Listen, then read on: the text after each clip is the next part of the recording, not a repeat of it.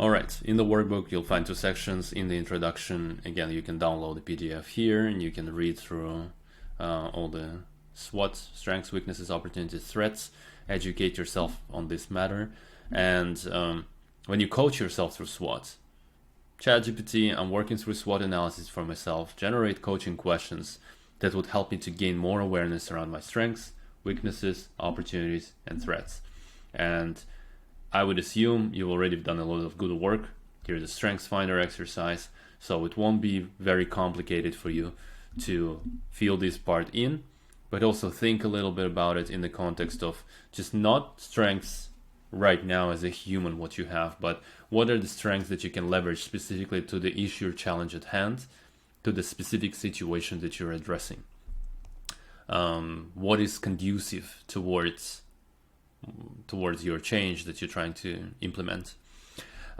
Next one is weaknesses. Same thing. You already have, if you've gone through the strengths finder exercise, you already have some understanding. So this one is just to deepen your understanding. Any kind of habits where you still see gaps, specifically for that challenge, right? What can you do to mitigate and improve your weaknesses? How do you seek feedback?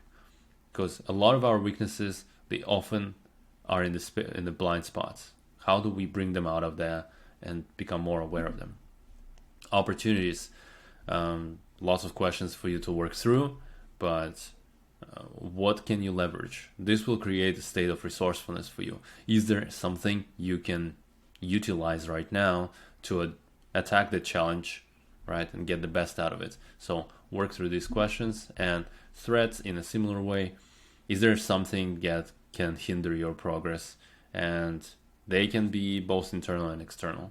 Externally, there will be some, again, we work through the exercises of the force field analysis, any forces affecting you, any lack of resources, but there could be some internal pressure, some stressors that people experience.